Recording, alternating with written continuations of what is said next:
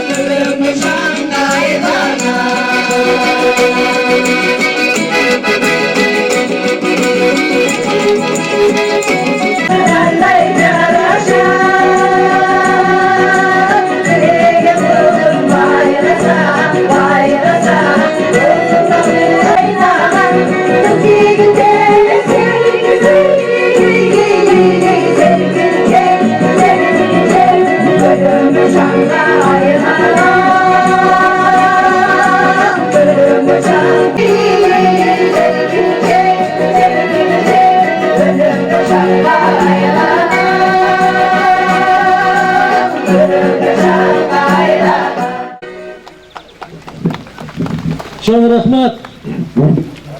Hurmatlı Talabek Nasılbekovich, hurmatlı Karagulcalıklar, bardığınız için bugün ayağına kuvançlı gün. Bugün Talabek Nasılbekovich iş safarı menen Karagulca rayonunda bolup, hem iş kılıp attıkken Karagulcalıklar deyip buna iş safarı menen Talabek Nasılbekovich tanışıp geledat.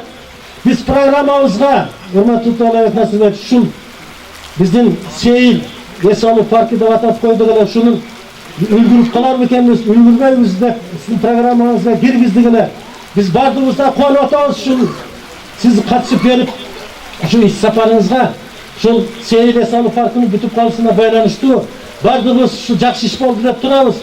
Ankenimle kısa vaktin içinde, 3 ayın içinde hükümetin büdjetinden şu seyir farkına karalıp 1.800.000. Alem bunun tegeregi hakimiyetin atayım şun büdjetinden koşumça karazatlardı böldürüp şun tostuğuna bugün bütüp şu siz jakşı oldu da özünüzde şunu oturağız özünüz leddasin kesip hafif çaldı turdu şu Esalı Parkımızda seyir Esalı Parkımızda açı oturağız. Salamatsızlar, hurmatlı Karagulca rayon turgunları, hurmatlı aksakallar, hurmatlı ağgelecek apalar, öze qarindaşlar. Bugün muna jogorуда hakim aytkanday bir köptөн beri kelele eкен. Ana muna rayondун борборуна кирип келе жатып, bir iş болуп атканын сездим да. Ana muna өзүңүздөргө маалым болгондой биздин урматтуу президентибиз Сооронбай Шарипович быйылкы 2018-жылды аймактарды өнүктүрүү жылы деп эң туура жаңылык чыгарып, өз кезегинде ушундай жаңылык кабыл алып берди. Ушундай Эсалы парктары көбөйсүн, ушул жерге адамдарыбыз келип эс алып, ден соолугун чыңдап дегендей дайыма жакшылыктарга келишсин, жаштарыбыз ушул жерге келип жакшы эс алсын.